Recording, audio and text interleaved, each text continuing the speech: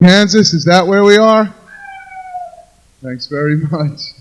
How you doing? My name is Jonas Mann, and I'm Bobby Rock's tour manager.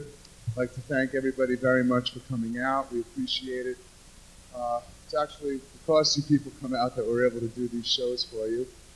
What can I say? Tonight, among the other things that have been going on, you are fortunate enough to be catching the last show of 110 that we have done on this 7-month tour across North America and Canada.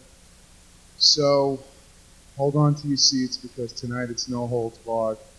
And for those of you who have seen Bobby before, you know why you're here. And for those of you who haven't, you'll be back when we come back. I can promise you that. Please make sure that you fill out one of the white cards that's on the table there. It'll make you eligible for a lot of the giveaways we have tonight. We've got sticks, shirts, I think hats and stuff like that. So you got to be in it to win it. And also, please grab one of the white tour envelopes that's on the table. If you don't have one now, we'll get one to you. They contain various pieces of information that are available about some of Bobby's educational materials. There's a flyer in there about his new book called The Encyclopedia of Groove, and there's something in there for his Metamorphosis video, his Metamorphosis book, which actually they're all on display right there at the counter. You'll find something in there from Promark, something from Aquarian, and there's also a flyer in there about his EP tape, which is what you've been listening to for the last 15 minutes or so. It's Bobby's own band project that he's involved in now, and we'll have those tapes for sale later on as well. They cost $5. So, thanks again for coming out, and please make lots of noise for Mr. Bobby Rock.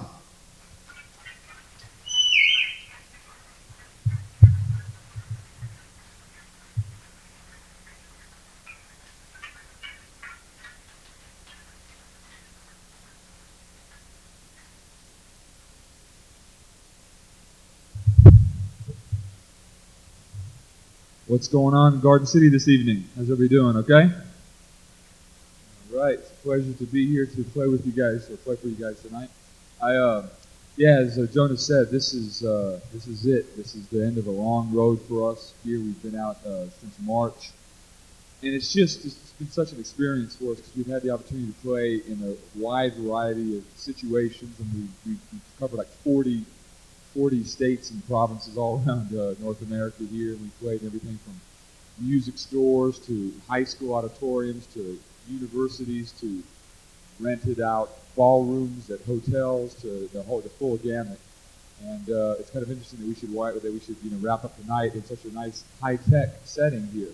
We've had more people comment that they wish they could see what was going on behind the drums because I have such an elaborate setup with so many pedals and all that it's kind of ironic that we would be able to have the luxury tonight of being able to show you, all sides of it. So, at any rate, I guess for me it's just been an incredible experience because I've had the opportunity for the last 7 months to really go above and beyond the normal kind of subject matter that we drummers are used to dealing with. I think typically a drummer's role in a group, as we all know, is to lay down good solid time and to keep a solid beat and all that kind of stuff. But I've just always been a drumming fanatic. I mean, I've always sought out a wide variety of different styles. I've always liked a lot of different kinds of music, and I've always tried to listen to as many different drummers as possible. And this has been a lot of what shaped my whole overall, approach to playing the drums. Now, a lot of you may be familiar with some of the more rock-oriented projects that I've been involved with, but actually most of my time, in particular the last couple of years, has really been dedicated to fine-tuning the art form, if you will. And this 7 months on the road has given me the opportunity to do just that. I think the drums are a very beautiful, very complex solo instrument. And, of course, in this setting tonight, which is half educational, half performance, or perhaps tonight, a third educational, 2/3 performance, who knows? It gives us a chance to really delve off into a lot of the finer points here. I don't even know what camera to look into. I got 1, 2, 3. I got another one up top there, and Aaron in the back there. This is like, this is intense. What, up top, right? Yeah. So I just won't look at any of them. Anyways, Basically, for a format tonight, we'll keep things kind of loose and open. I mean, like I said, the main message I try to get across at these kind of events is that no matter what kind of player you are, no matter what kind of music you're interested in, it will really benefit you if you just open your mind to a lot of different styles and try to pull in as many different influences as possible. And that, in a nutshell, is my message. Because we all have this invisible bag of tricks that we carry around with us. Tell them it's already started, we're too late. And as many different ideas that we can throw into that bag of tricks, I think that the more diverse our playing will sound. So hopefully when I do some playing for you guys, you'll hear a lot of the different influences. Now, this drum set that you see up here is, as you may have gathered, not your ordinary run-of-the-mill kind of 5 or 6 piece kit that you'll throw in the back of the old Honda Accord and jump out to play a wedding on the weekend with or something. I mean, this is a very, very specialized kit. The Peavey drums that I'm using are actual stock Peaveys right out of the factory, but of course we have some custom paint work that's obviously been done to them. And the size of the kit is also relative here, because as a drummer who's doing a lot of soloing and a lot of this kind of work, my kit has just expanded and expanded over the last couple of years. And it's kind of, this is the end result of where it's wound up. Now, one of the interesting things about the kit is, as you know, typically on a drum set, you have like one pedal for your bass drum, one pedal for your hi-hat, and maybe an extra bass drum pedal, either double pedal or a left kick drum, whatever. This drum set here, to accommodate all 4 bass drums, all 4 hi-hats, and a floor-mounted cowbell, has a total of 9 foot pedals back there. Now, with these 9 foot pedals, in fact, there we go. Look at my man. See, look at it this way. 109 shows we've done, and nobody's been able to get a really cool view of the pedals until afterwards, and they go back and look at it that way. Look at there. See that green towel? That's some Sears. There's a white cell, but no. Anyways, all right. All right. So as you can see, actually, hold the shot right there. Dig this. You'll notice some of the pedals have these extra wide-looking plates on them or whatever. There we go. Look at my man coming in for a close-up. This is too cool. All right. Those silver plates, those aluminum plates, are a thin metal thing that kind of fits right on top of the existing pedal to expand the width of the pedal so that I can play 2 pedals simultaneously. So in addition to playing each pedal individually to get different bass drum or hi-hat sounds, if I place my foot halfway between any 2 different pedals, I can get like a bass drum and a hi-hat together with one foot, or a hi-hat and a cowbell together with another foot. And this is what I mean by trying to expand or extend the art form. I think the drums, like I said, as a solo instrument, is wide open. And a lot of what I try to do is sound like more than one person. I try to sound like a drummer and a percussionist playing simultaneously. And this setup helps me achieve that. Also, for you art fans out there, you may be interested to know that this artwork is some of the authentic free-handed renditions from Michelangelo, the famous European artist who did the ceiling of the Sistine Chapel, I don't know, some 400 or 500 years ago. And a friend of mine named Johnny Douglas did the artwork out of Texas, and we're real proud of it. And, again, I've always felt like the drums are an art form, so we wanted to select some kind of a theme on the drums so we could start viewing the drums as an art form. Usually when we think of art, we think of painters and sculptors, but I feel like anybody who picks up a musical instrument is an artist as well. And because of the magnitude of the work that Michelangelo did, this is just very inspiring for me to have this kind of a paint job on the drums. But anyways, again, tonight or last night, anything goes. We're very casual here. I'll jump back and do some playing for you all now, and then maybe we'll take a few questions and just kind of play it by ear from there.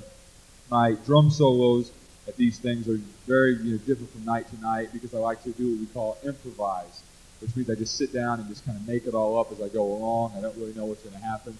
But I feel like when you improvise, you really can run across some of your best work that way. If you always have your solo planned out all the time and all that, I feel like you can be a little bit limited. But in this case here, I enjoy a lot of variety. Of course, if you can do, like I said, over 100 of these things, it's nice to have that variety from night to night. But nonetheless, we'll jump back right now and see what happens. Please feel free to express yourselves however you may, deem appropriate tonight. Feel free to yell and whistle and scream. And I know we're in a music store with neon or fluorescent lights and whatnot, but go ahead, you guys can go ahead and let loose a little bit, because I like to feel like there's a certain performance aspect to it. And, if you really get carried away and are really into it, you can stand up and perhaps toss your chairs around if you want. Or I don't know. We have this area here cleared out so you guys can form a mosh pit if you'd like, if you're really into it. So please, feel free. And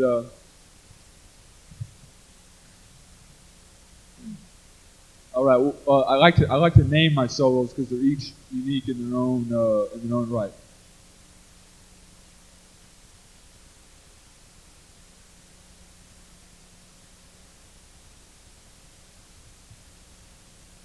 I didn't know if I gave it to you now. Like I said, I like to name my solos from night to night because they're each unique in their own way.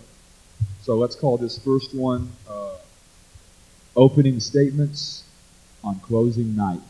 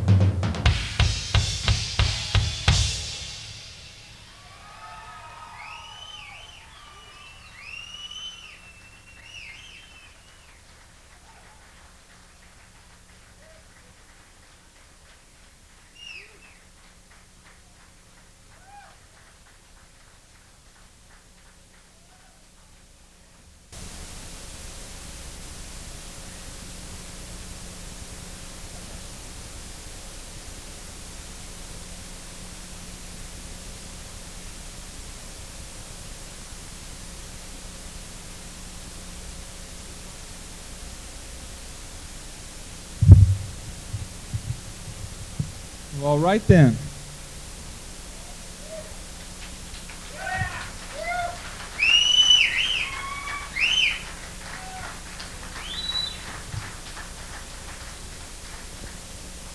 Well, thanks very much for coming out, and we'll see you guys next time. All right, I appreciate it. Now that was, we had a lot of different stuff go down in that bad boy, right? We had a lot of different styles represented in there. Had some Latin stuff, had some funky kind of rock stuff, had some double bass action, a little bit of straight ahead jazz kind of stuff thrown in there. But I just feel like, drumming and rhythm is a very universal thing. I think there's no need for us really to typecast one another anymore, or typecast ourselves for that matter. I mean, when I had the opportunity to study at the Berklee School of Music in Boston, right out of high school, and when I was there, it was like I felt all this like segregation that was going on there, like between the different styles of players, mainly between the rock drummers and the jazz drummers.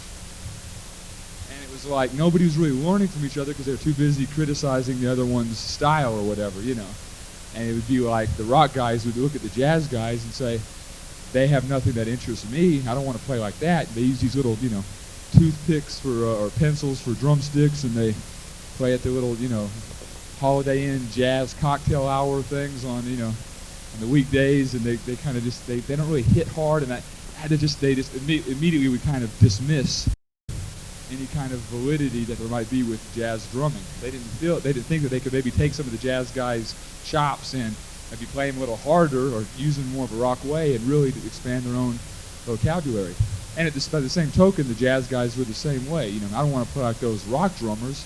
They just smash and bash things and use these big tree trunks for drumsticks, and there's no musicality at all, and they're just so savage. So so in the process of all that, nobody's learning from each other. So what I felt like is, look, I'm going to try to borrow as much as I can from as many different kinds of players, as many different stylists as possible. That's really a lot of where my background comes from.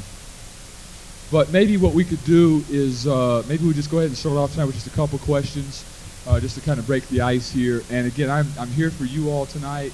You may have questions about the drums or about something technical or something to work on technique-wise, or you may have some other questions about the business, about dealing with the crooked managers and attorneys in Los Angeles, or whatever you guys want to talk about tonight is certainly wide open. So let's go ahead and open the room up, and somebody please, there you go. Oh, be careful, my man. This is what happens if you raise your hand. If you do like that, you have to get called on. See, so. No, just joking. Okay. The question was, how long have you been playing? I've been playing drums for 22 years now. You can believe that. I started when I was 3. I think they bought it, Holmes. Okay. Started a little bit later than that, but it's been 22. Yeah, in the back. The backsticking stuff, it's something that I just kind of stolen from the drum corps, like the rudimental drum corps guys and all that. I personally have never been involved with the corps legitimately, but I used to study with a guy who's in the Marine Drum and Bugle Corps, and I just kind of picked it up and gradually incorporated into the playing. But that's just another element you throw into the bag of tricks and pull out. It's kind of cool, it just kind of gives a different sound, and plus, let's face it, it kind of looks cool too. So, it's cool to kind of use for different things. So, all right, yep. How much did it cost, or how much did I have to pay for it?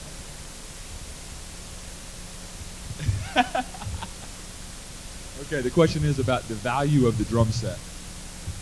Well, now keep in mind, boys and girls, that this is a pretty extreme kit. There's while Peavey drums are, I would say, competitively priced with other companies' high-end sets and all that.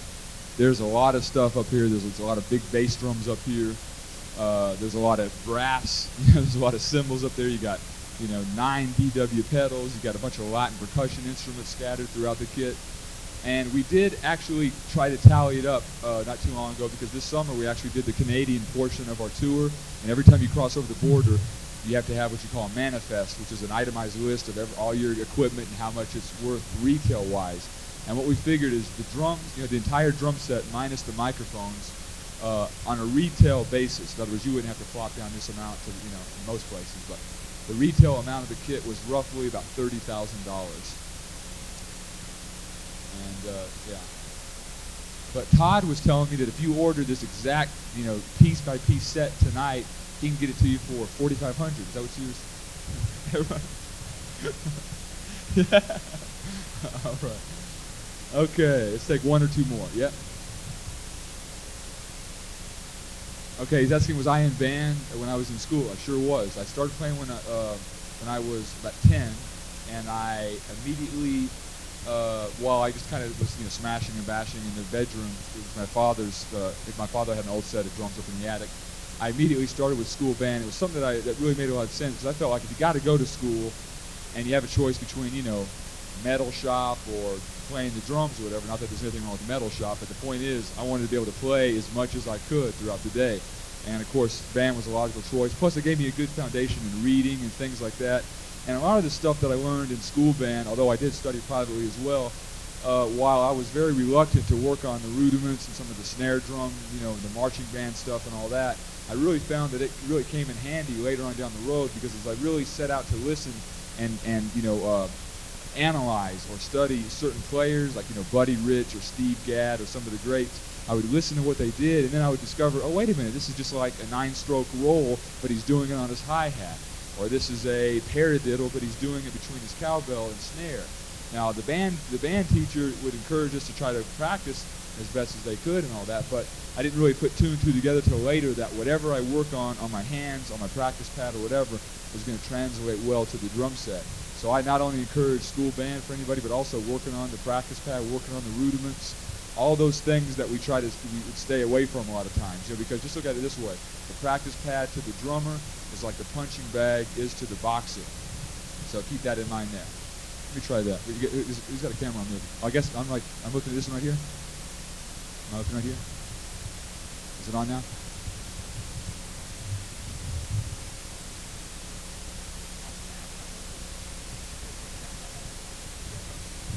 All right. Okay, yeah. Bands that I played for, probably some of the more well-known bands. I played with the ex-Kiss guitarist Vinnie Vincent, with the Vinnie Vincent Invasion gig for like 3 years. Did some other records. I played with this Japanese guitar hero named Kuni, which was really big over in Japan, and then another European-based band called Skull that was big in Europe. And then I guess the next popular band that I was involved with as far as over here in the States was the band Nelson. I did their first record and most of the second record, and did all the touring and all the TV shows and all that stuff with them back when that thing was cooking. On the more instrumental side or more fusion side, I did there's a band called Garcet and Helmer that I've done a couple records with, but again, that's a little bit more of the obscure kind of stuff or what have you. But really, as far as like an overview, there hasn't really been. I usually lock in with the band and stay with them for a while, and that's pretty much been my pattern. Since the Nelson thing has become such an unknown in the last couple of years, as it's taken so long for the second record and all that, I've really been trying to devote more of my time and attention to a solo project. I have my own band now. I got a record coming out next year, and in addition to doing a lot of these drumming exhibitions like this, I'll be doing more solo performances with my group as well. A lot of clubs. I do club tours and stuff like that with that band.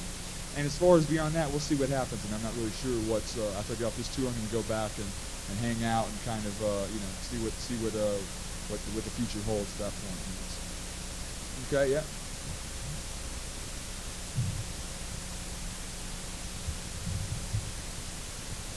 Okay, he's asking about how much has the drum set changed from live to studio, which is an excellent question. If I'm in LA and I'm going to go in and do like a Taco Bell commercial or something like that, I'm not going to be bringing in 4 bass drums. Basically, what I find is you just got to bring in what's required from the gig, whatever it calls for. If I do a session sometimes I'll bring in 1 bass drum. I almost always will have my 3 racks and 2 floors. Sometimes, but I will scale it down considerably from what you see up here for most sessions that I do. Now again, fortunately, my focus over the last couple of years has been on doing a lot of this kind of work, so I've been able to bring the whole 9 yards with me, basically, which has been kind of cool. But that aside, I think it's important to consider the musical task at hand and try to bring in the right kind of gear for it. Okay, let's take one more. Yeah, Jim. The two drummers that I studied with while I was at Berkeley was Ed Caspick, who's kind of like on the staff there. He's been there for ages. And another teacher named Lenny Nelson, who used to teach there, but was just like a local Boston teacher. Those are my two main teachers I was studying there. Okay, let me do this. I'm gonna jump out behind the drums. I just want to throw an idea to it, you guys, real quick here, and then talk a little bit about the setup and all the pedals and all that kind of stuff. But for those of you that want to get the visual of what I'm about to talk about briefly here, inside your white envelopes, and again, you can either follow along now or you can review it when you get home because it's pretty self-explanatory. There's one page in particular that I wanted to bring to your attention. Now, inside the envelope is like a, how much more slack? I don't have much more. If I could borrow you for 1 second here. Through the myriad of stuff inside this envelope here, you'll find this thing right here is like a, we got the camera too, huh? Are we on this one? Okay, right here. And then as you open it up, it's like a trifold. As you open it up, you got a page called Expanding the Groove, which is a white page with notation on it. You got a page called the Pyramid page, which has a triangle in the middle of it. And then if you open it up all the way, you'll notice there's a complete diagram of the kit with all the different stuff on there and all that. What I wanted to run down for you very quickly here is this page called Expanding the Groove, because this will give you something tangible that you can take home and practice on the kit or whatever.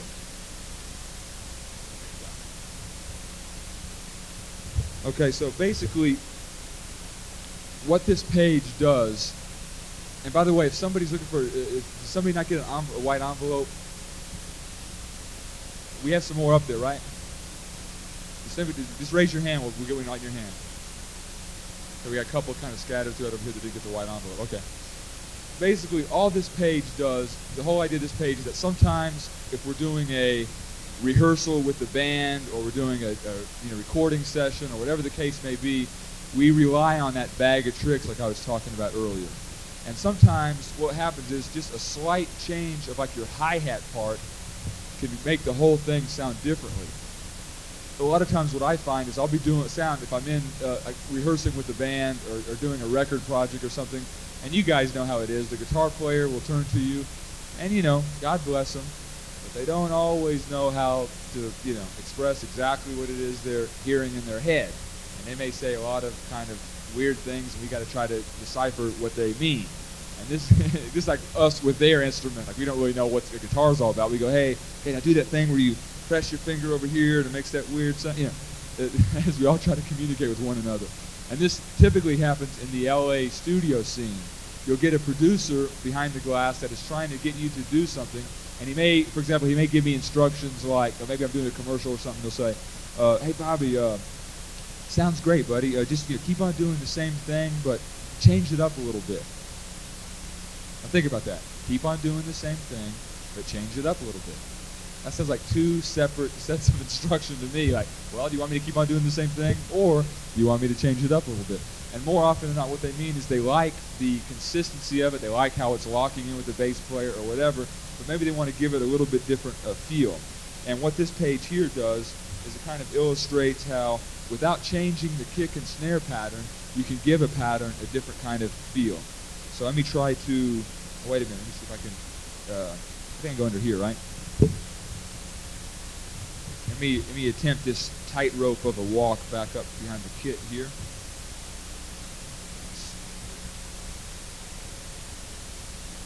Oh. There we go. We're almost there. Uh-oh.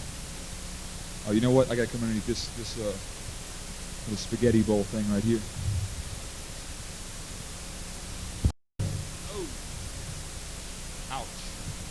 That was even loud to me, and you guys are in front of the speakers. Okay.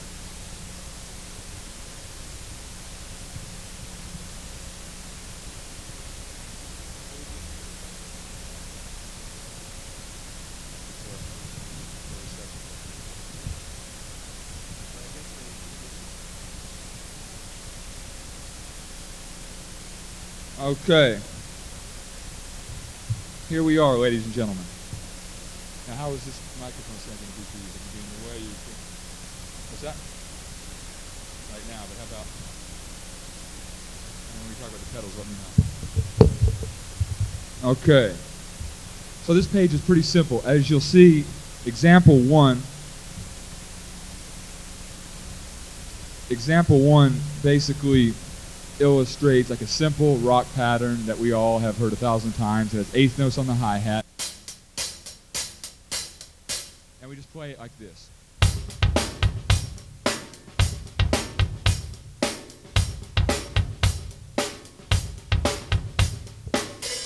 Right? No problem.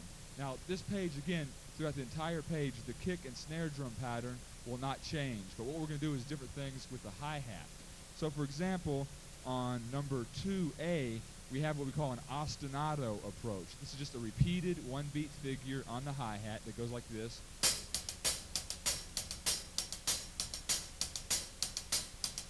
And you play that while maintaining the same kick and snare pattern. And what it does is, while it will still lock in with the bass player, it just gives it a different kind of vibe. It goes like this.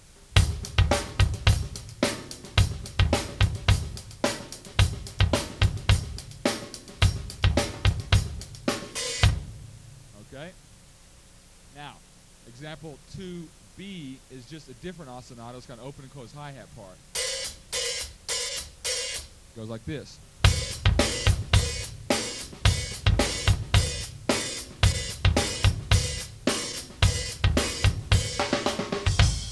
Alright, so again, it just gives it a different kind of feel. Now, example 3A is what we call a sticking combinations approach. This is where we're going to have a right, left, right, left, right, left pattern on the hi-hat.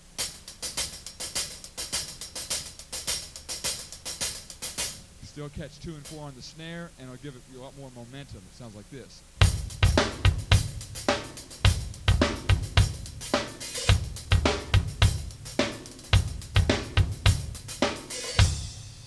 Alright, now as a variation of that, on example 3B, we're going to do a more difficult sticking combination and play it between the cowbell and the hi-hat while still catching the snare on 2 and 4. This one here sounds really funky. It goes like this.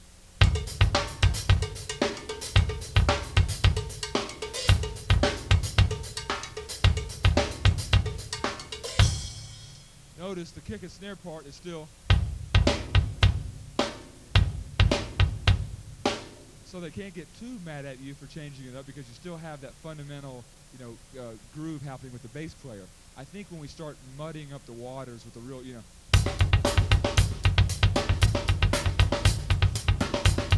with these kind of real busy patterns, which sometimes work well, but more often than not, they tend to clutter things up. A pattern like this still has this nice pocket.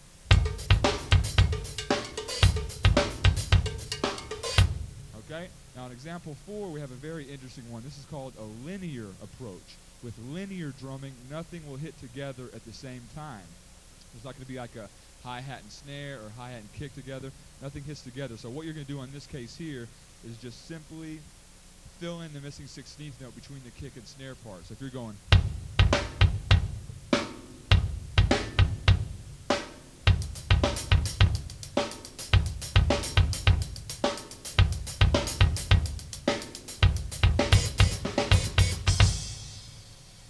So that's that one there you want to keep closer to the bottom of your bag of tricks because it's not always going to be appropriate to play, but it does sound kind of interesting when you pull it out of the hat. And finally, last but not least on this page is what we call the composite approach. This is where we're going to take a little bit from each of those ideas and mix them all together to make one big pattern. It will now be a 2-bar pattern containing the same kick and snare part for both measures. And then what we'll do is every 2 beats, we're going to use one of these approaches we just talked about. So, for example, on beat 1 and 2, we got the sticking combination. Beats 3 and 4, we have ostinato. Beats 1 and 2 of the second bar, as you'll see on there with the brackets, we have linear. And then we'll finish the whole thing off with another kind of ostinato on beats 3 and 4 of the second bar. So the way this translates is you have a simple kick and snare pattern, but a rather intricate hi-hat part. It sounds like this.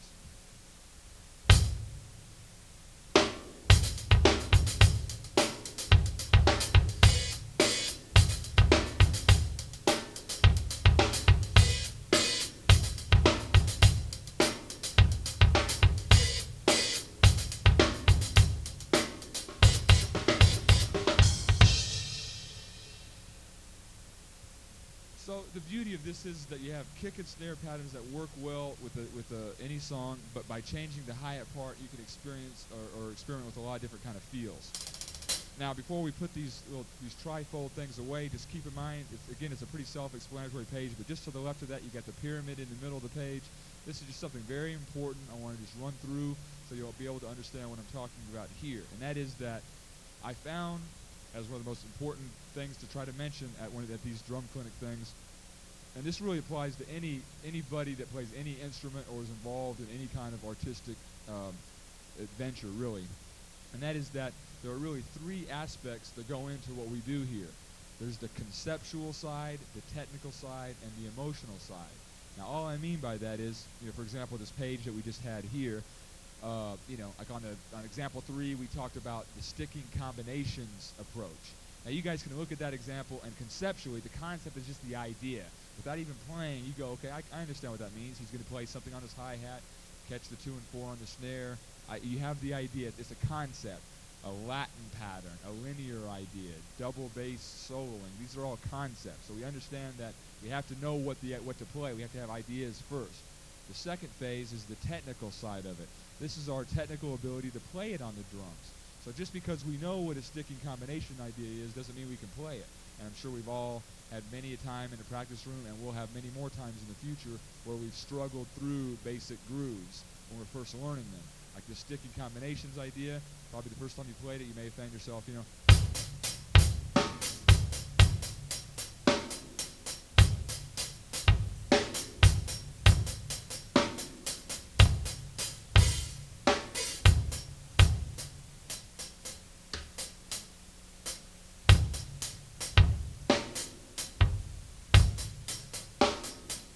believe me, it's as painful for me to have to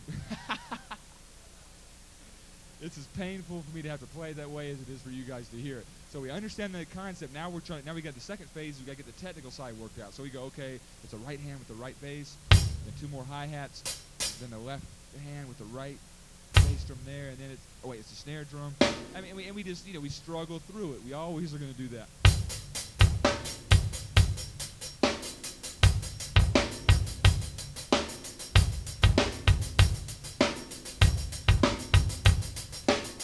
Finally, we get to the point where we can play it all the way through. Now, even if it still sounds kind of rough,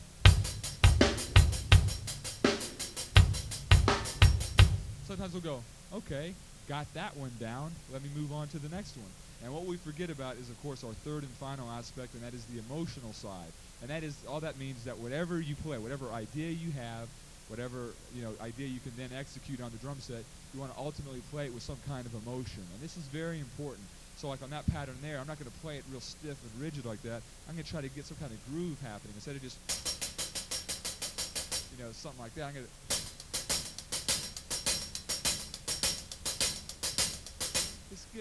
get some kind of cool motion happening. Maybe on the snare drum instead of just kind of, tapping at it like something like a sack of grain or something. I'll get a nice little rim shot in there. Maybe for the kick drum, I'll go ahead and step on it a little bit. So now when you put those things together,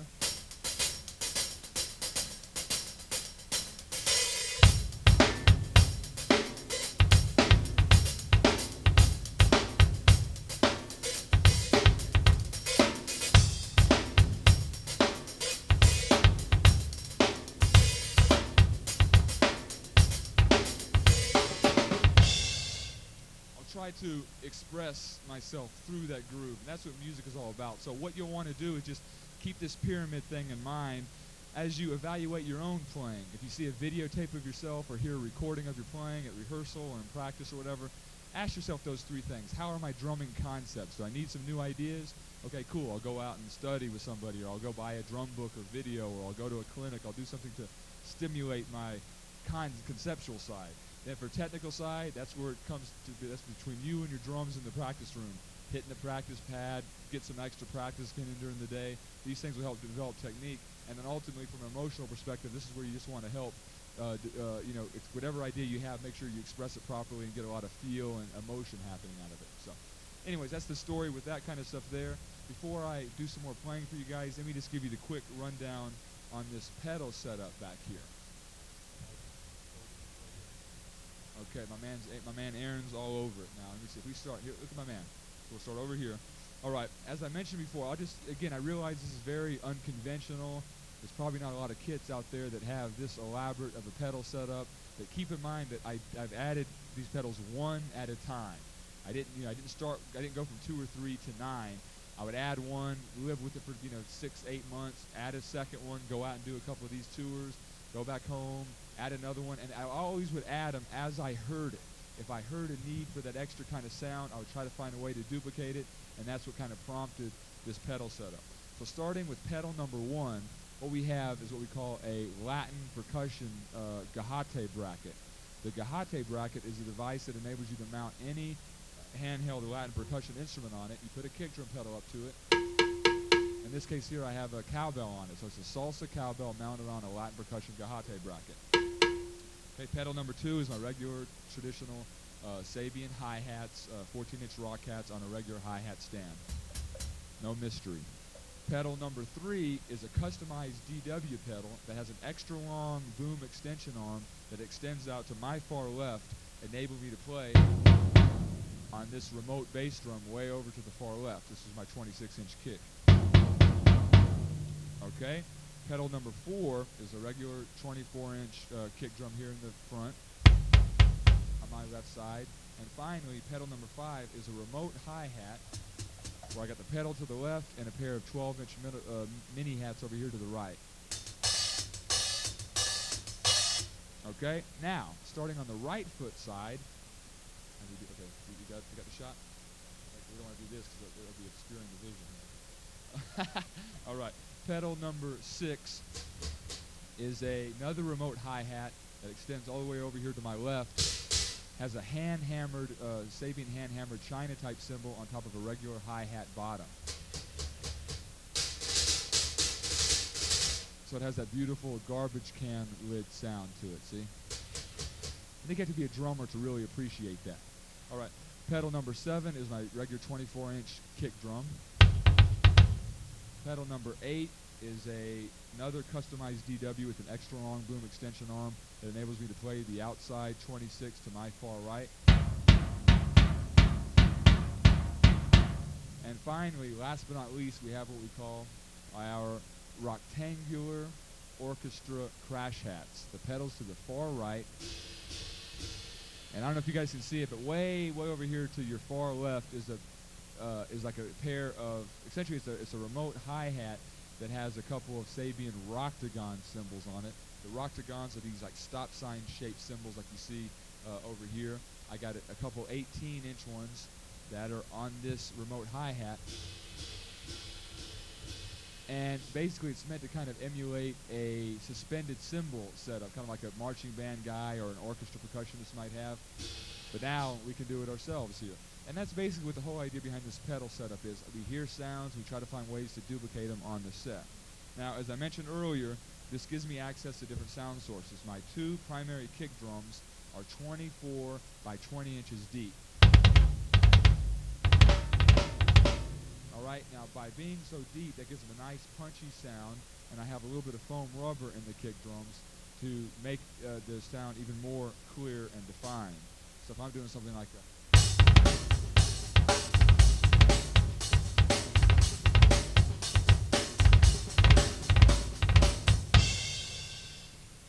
we can hear each individual note well defined. Now the outside kick drums, see this is kind of like a double bass. The outside kicks are 26 inches by only 14 inches deep. By being so shallow, they're going to have more of a bigger, boomier kind of sound, more like a John Bonham or more like an orchestral bass drum sound.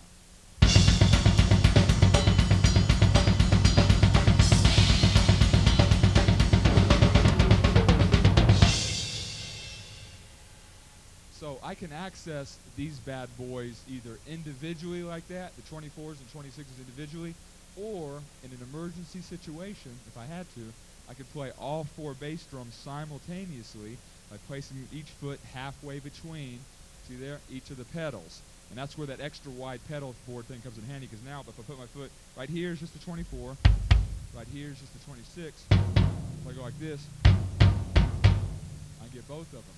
Same with the right foot. All right, now if I do a groove with all 4 of those 20 of the kick drums there, there's going to be some air moving around. You can definitely get some low end happening.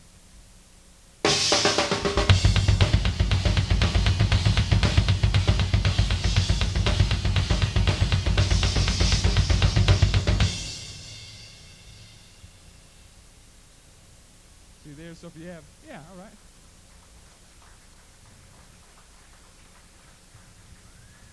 So, you know, if your neighbors are ever complaining about your practicing or something, maybe you're doing a little snare drum work or something, and you hear them, you know, on the phone complaining about how loud it is, kick into the turbo overdrive quadruple bass drum action, and really give them something to complain about, you know.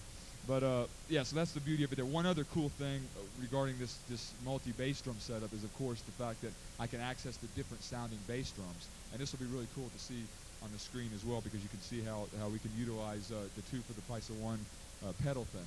Now, if I was going to play a triplet ostinato with the feet, gakuku, gakuku, gakuku, gakuku, musical translation for that, I just go left, right, right, left, right, right, on the 24-inch kick drums. And that's how I normally might do it if I just had, you know, double bass or a double pedal. With this setup here, I can put my left foot on the 26, get a different sound, and now play that ostinato between 2 different sound sources. All right, now let's say that we want to add to that kind of like a shuffly hi-hat rhythm, like a. But let's say that we want to break that hi-hat part up between 2 different hi-hat sounds, our regular hi-hat here and our China hats right there. So we want to put like a on top of that, let's say, right? Well, but yet we still want our hands free to do some other cool stuff. So what we might do with the pedal setup is put the left foot halfway between the 26-inch kick drum and the main hi-hat. Okay, so there we have our first half of our shuffle. Okay, then dig this. To get the second half of the shuffle, if you'll notice on the right foot, what I'm going to do, I'm just going to slide right over, and on the second partial of that, or I should say the third partial of that triplet there, you see I'm going to kind of slide across and catch that over there? I'll pick up the other half of the shuffle on the different hi-hat there. So the feet are actually nailing down 4 different sound sources by themselves.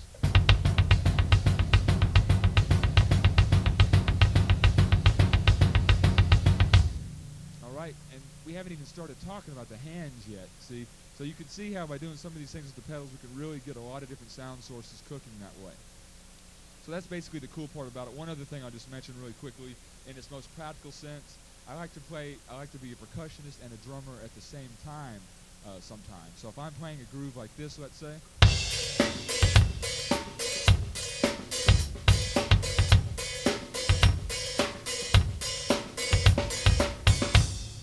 maybe I just envision a nice simple percussion part playing along with me there, a nice downbeat cowbell rhythm that I can play now with my left foot.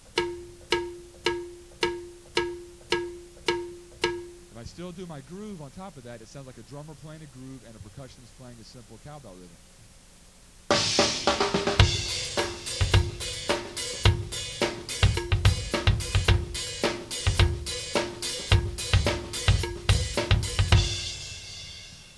All right, now if I want to really get out there, what I can do is do a combination of maybe what 2 percussionists might do with the drum. So I'll have one percussionist play the simple cowbell rhythm.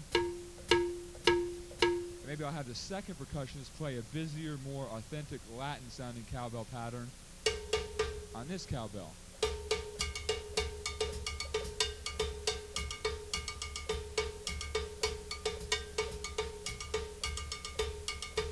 Okay, so now to put all that together, we'll just have our left foot play the cowbell and the hi-hat, have the left hand go back and forth between the hi-hat and snare, and that will leave our right hand available to play the busier cowbell rhythm. And this is what it would sound like.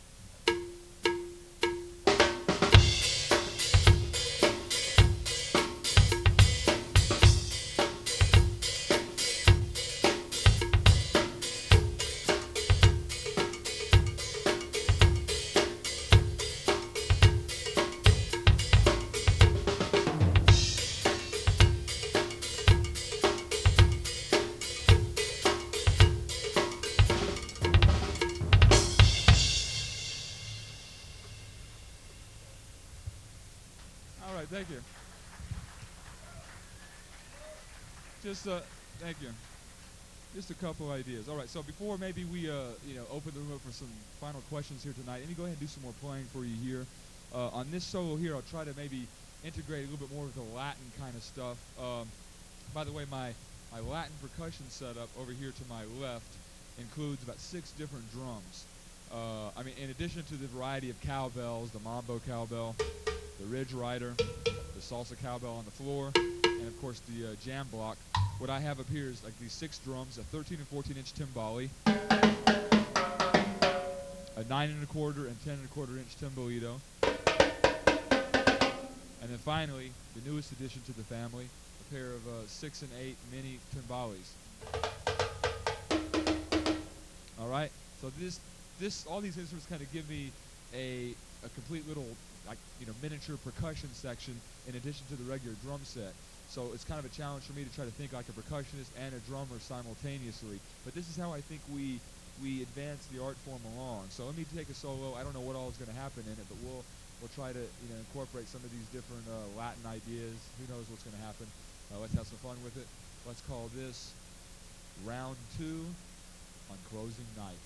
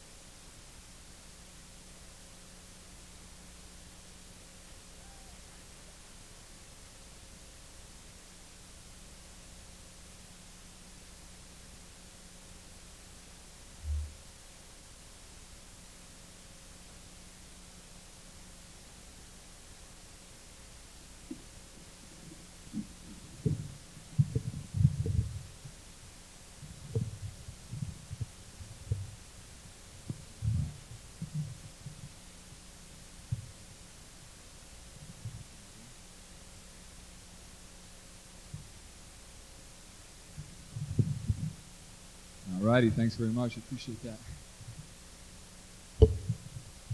Woo! All right. Before we maybe take a few questions just to call it a night here, I wanted to just talk a little bit more about my set here. Now, I'm not going to bother taking you through every piece of gear up here because in our little trifolds we have everything itemized and written out for you and all that, as far as what kind of cymbals I have and all the different sizes. I'm using Sabian cymbals, a variety of the AA and the hand-hammered series. I'm using a Gibraltar rack. For the sticks tonight, I'm using actually it's a Bobby Rock model drumstick that I had the company custom make for me some years back because I just couldn't find a stick big enough, really. I wanted to be able to, in doing all the arenas and hockey rinks and whatnot, really be able to just put a lot of lumber on the drums, you know. So they built a stick for me that was somewhere between a 2S and a 3S in thickness, but like a half an inch longer than pretty much anything else in the marketplace. So I think we have some for giveaways tonight. If you happen to win a pair, try them for some of your rock playing. I think you'll find there's a lot more power there to be had. If they're too big for the kit, maybe try them on your practice pad for your practice pad work, because I like to use a stick that is a little heavier for my practice pad work than what I use on the kit. If they're still too big, maybe you have a younger brother or sister in Little League baseball, and they could use them for batting practice, you know. But other than that, the drums tonight, these are Peavey drums. I don't know if you guys were even aware that Peavey was in the drum business, but I guess that's a couple years ago they started making drums. When I first heard about them, I was a little skeptical because we all know Peavey as being a top-notch electronics company. But when they got into the drum business, I felt like, well, I appreciate what they do over there, but see, when they step over here to the world of drumming, it's like a sacred line that was crossed over. And they entered into our holy territory, that of God's chosen people, the drummer. Can I get a witness tonight, ladies and gentlemen? Can I get a witness? But I was actually, I guess, relieved to find out that it was actually a drummer's idea who, and as a drummer who, I should say, brought the idea to Peavey and then refined it with their technicians and whatnot. And that's how you have the end result of what these drums are here. Now, for those of you that were listening to the Z radio today, you may have gotten a little bit of an education about what the radio bridge is all about. But essentially, the whole idea behind the drums is that, the sound of a drum comes from the shell. Now, you can have maple shell, birch shells, you can have thin shells or thick shells, but by and large, a thin maple shell is going to tend to give you the most resonance and the most projection. But what they felt at Peavey was, wait a minute, you can have a thin maple shell, but if you got hardware all over it and strike it, it seems like it's going to inhibit the shell's ability to resonate. So what they did is they came up with this thing called the radial bridge, which encircles the top and bottom of the drum. And what this does is it enables the shell to resonate totally openly. As you'll notice on these shells right here, there's none of the traditional hardware, or on the kit we have over on display or whatever here in the store, nothing touches the shell. And consequently, what happens is when you strike the drum, the shell just goes crazy. It just resonates and vibrates and gives you all of this tone. Now, they also were able to take that whole thing a step further by making the shell even thinner because it doesn't have to support the hardware. So these shells are something like, I think, a little less than 1/10 of an inch thick. I mean, they're incredibly thin. And that's what gives you all the volume and projection and vibration and all that. So I really love the drums. I think they sound incredible. And I like real open-sounding drums. I think a lot of times we get paranoid. We hit a tom-tom and we go, oh no, it's ringing. The tom-tom's ringing. Where's the duct tape at? Where's the dead ringer at? Where's the zero rings or the ring-offs or the ringettes or whatever, And I appreciate if you guys like that sound. But to me, in your practice room, if it sounds real muffled and dead, that means it's probably going to be too muffled when you play in a band. So you hit the tom or the snare drum, it goes, gong, gong, gong. I mean, that may sound cool in the practice room, but it's going to sound like cardboard boxes when you get in front of an audience because you need that extra resonance in there. So on my drums, like I may have mentioned earlier, there's no muffling on anything up here. I got a little bit of foam rubber in each of my front two kick drums, but the outside kicks, all the toms, the snare, everything is wide open. No muffling, no take, no nothing. And I'm using these Aquarian Classic Clear heads on the drums also, which are real thin, almost like a Remo Ambassador, but to me, just a better quality, better made head. So the Classic Clears and everything give you all the resonance. And then finally, the snare drum, the one I was using to start with tonight is like a traditional Peavey snare, a real thick shell, 2 inches thick maple shell. And then the one we've been using the last solo was a new prototype, like a Bobby Rock snare that they've made for me that's kind of a cross between the wooden radial bridge on either side and a brass shell. As you can see in the middle there, it's got a brass shell. So you get a good combination of wood and brass. this drum should be introduced sometime next year. So that's basically the setup. After we're done tonight, you all are, of course, free to come up and take a closer look at the drums and look at the paint job and all that kind of stuff. So be my guest there. Anyways, let's go ahead and take a few more final questions. Yeah, go ahead, Jim.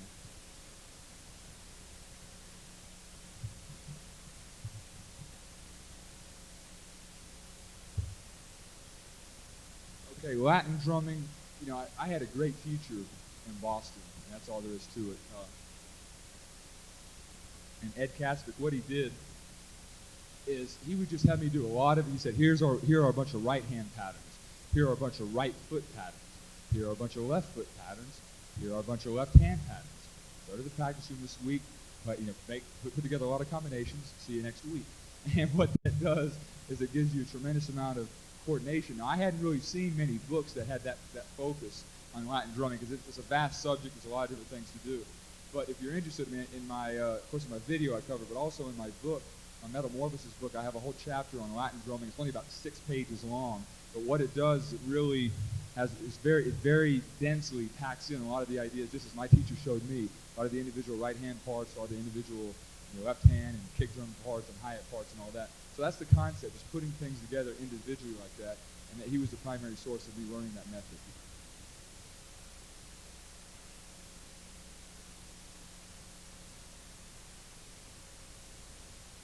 Okay, with double bass drumming, it's very simple. Simple, I would recommend, easy exercises done slower than you might expect. If you're just getting into double bass, monotony is the key. I would suggest getting behind the double kicks and maybe just playing like the simple 16th note pattern like that, just with your feet like this. So you're back on your drums. That kind of stuff. Now, a lot of times where we make the mistake is we go, oh, well, I heard so-and-so, and I want to go home and try to duplicate what so-and-so did at the local arena or whatever. Well, I don't know if you guys have an arena here in town, but you know what I'm saying. And what happens a lot of times is, when you start trying to play too fast too soon, that rigor mortis feeling sets in on your calf muscles. So the secret is, if you can play the double kicks, let's just say hypothetically, at 100 miles an hour, okay? 100 miles an hour is your top speed you can do for about 3 or 4 minutes or 2 or 3 minutes. Take it down to about 70 miles an hour, but do it for extended lengths of time.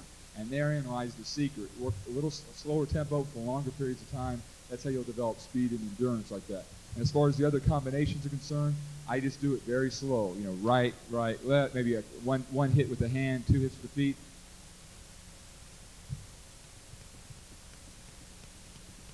Always slow and always clean. If it doesn't sound good, you got to slow it down even more. That's the secret. So simple exercises done over and over again, I think is the hot ticket there. So, okay? Okay.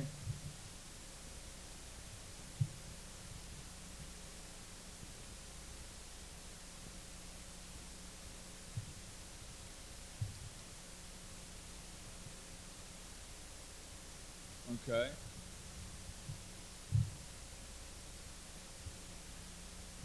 Okay, what are producers or touring bands looking for in Los Angeles or New York or what have you? Well, I think you have to be cute. You have to have nice clothes and a sparkling personality. And basically, what I think basically what happens is I think more than anything else, people are looking for other people that can just make the music sound good, that can just groove. And that's what we owe. See, drummers get together and we think, okay, the best drummers are going to have the fastest hands, the fastest feet, the most techniques, and all that. And that's great. I mean, I'm obviously far be it to me to downplay the importance of technique and all of that.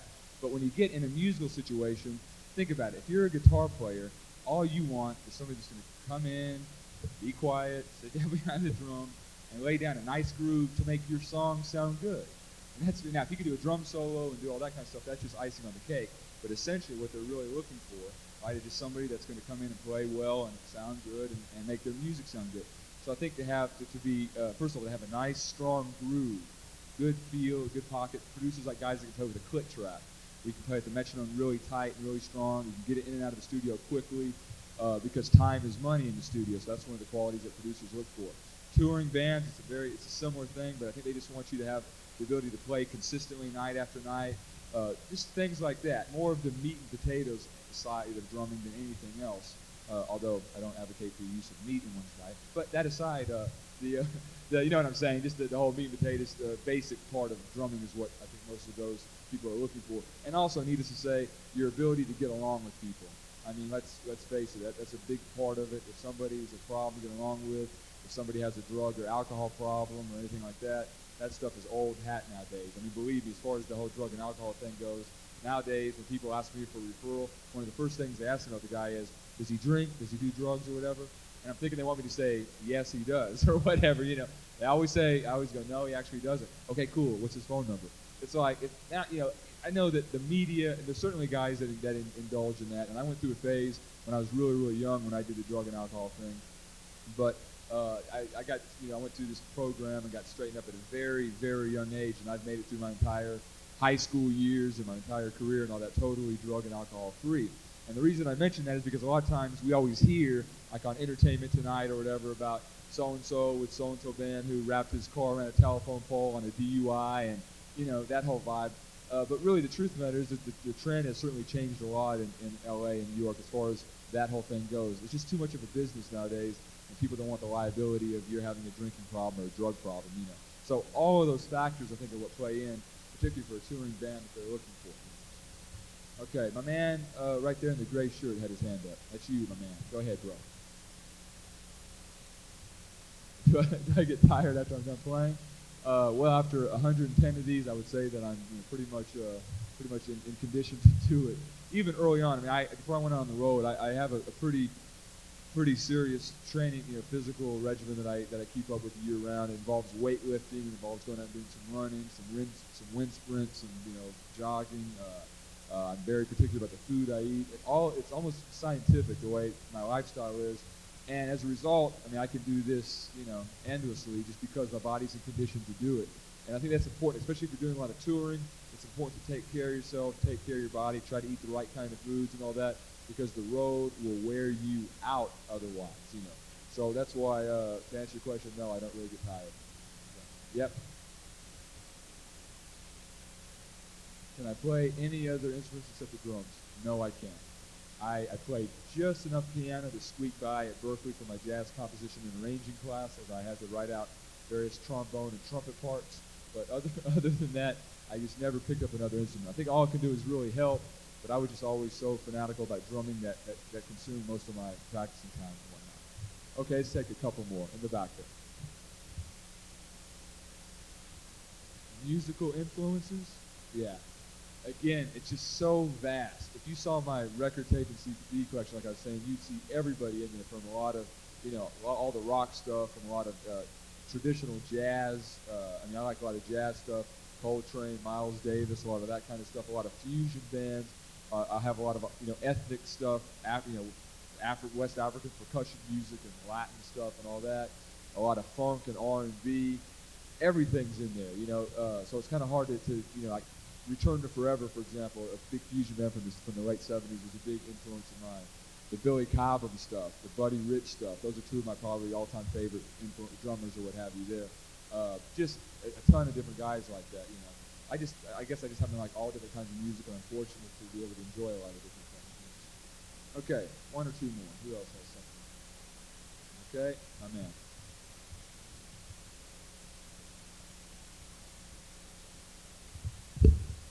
Oh, he's asking about any other family members. Nobody else in my family plays any kind of musical instrument. My dad had a set, but he never really played well. Actually, he just kind of like a lightning bolt. No, my dad played like as a hobbyist or whatever, more or less. He never really played professionally. So, but he had those set of drums in the attic that that was my first kit. But nobody else really played. Okay, one more tonight. Yes, sir.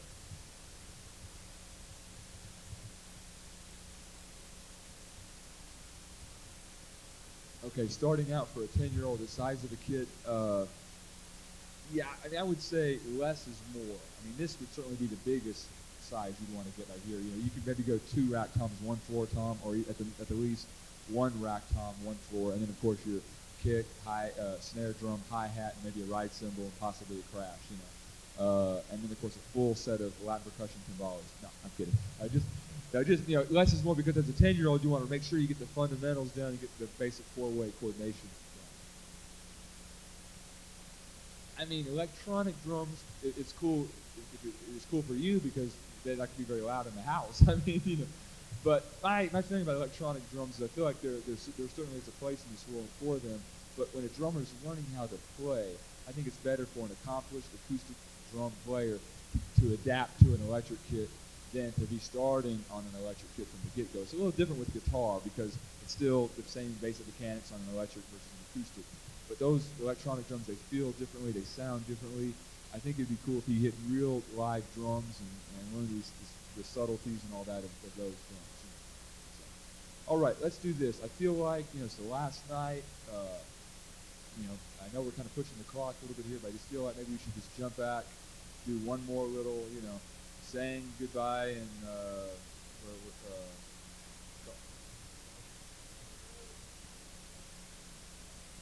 Garden City. God, man. Too many states and too many. I spaced for a hot second. But maybe should we do one more little thing? Is that okay? Is that cool?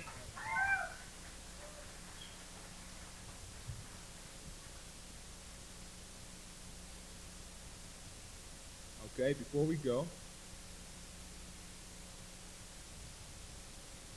we split, I just want to let you guys know that when we're done here, don't disappear. I'm gonna split for a few minutes after I finish playing and just dry off for a second. But I know we have a lot of nice giveaways for you guys, a lot of free stuff, so don't go anywhere, and the guys will accommodate you there. Then after we're done, like I said, you guys are welcome to take a closer look at the set if you want. But I'll meet everybody back at a table in the back there, right? Okay, so I'll meet you guys back there. If there's any other last-minute questions we didn't have a chance to get to, anything you want signed or whatever, I'm not going anywhere till this bad boy is packed away, and that should take at least 15 minutes. No.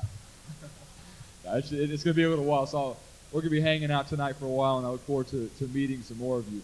But first of all, man, I want to thank all of you all for being so attentive tonight. You guys have made this last night a very memorable one for us, and we appreciate it. So first of all, give yourselves a round of applause tonight.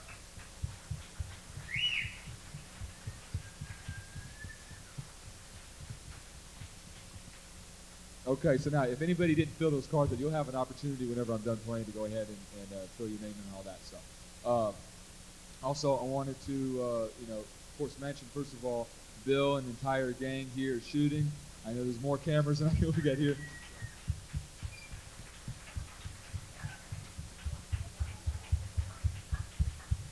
All right, this has really been a treat tonight, man, because I feel like, it's so funny that we did like 109 of these things essentially for them. I think there was a stop or two along the way where we did them like at a video facility or whatever where they had some facsimile of this. But with all these different angles and all that, this has really been cool. And we appreciate the nice touch and the excellent job you guys have done tonight. Very good. And of course, most importantly, to Todd and the entire gang here at Brier Hale Music. Let's give it up.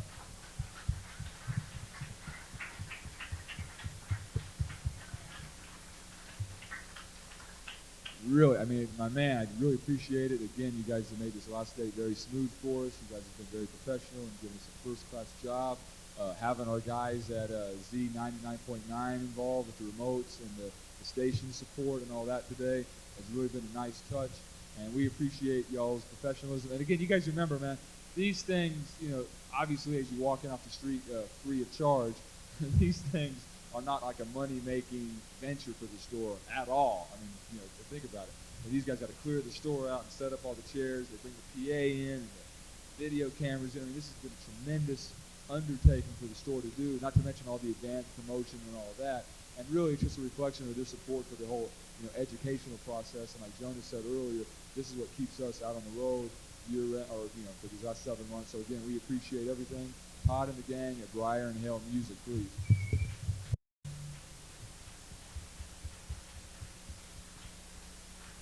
And also, finally, I must point out to you guys, I've had a couple of great guys traveling with me the last 7 months here.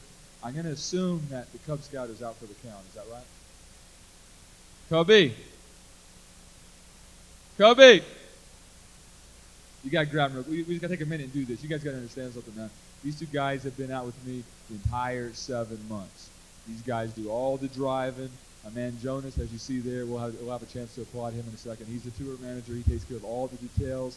And this road dog, the guy he's about to bring in, this guy's name is Cubby. He's been my drum tech for 7 years. He's done all the major tours and a ton of these clinic tours. If you look in the dictionary under road dog, his portrait is there. You will see his picture. He is the consummate road dog professional. He handles all this gear.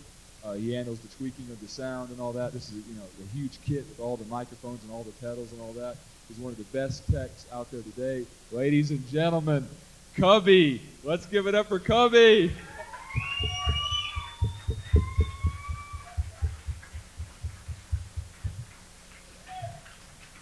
The man. The man. And then he drives too. He'll do all of this, and he's always good to drive through the entire night. We drove last night from Joplin? No. Columbia. Drove the majority of the way here he's a maniac. And of course my right-hand man through the whole tour, doing all the organization, all the many, many hundreds of phone calls that have had to happen, every detail about the tour, every organizational, administrative thing that has happened tonight, filming, we do our own video shoots of all the solos every night, and too many other things to mention. My main right-hand brother, Mr. Jonas Mannon, our tour manager.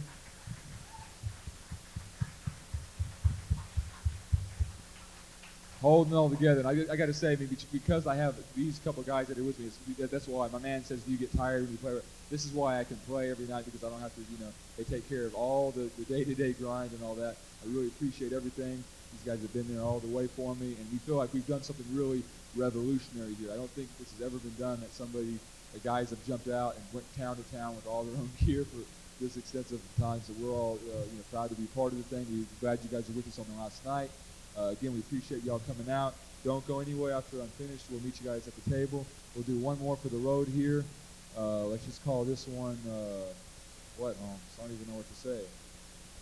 Farewell to the road, man. Farewell to the road. Thanks a lot. Oh, wait a minute. Let's call it Farewell to the Road 95, because if this ain't going to be the end of it, I don't think so.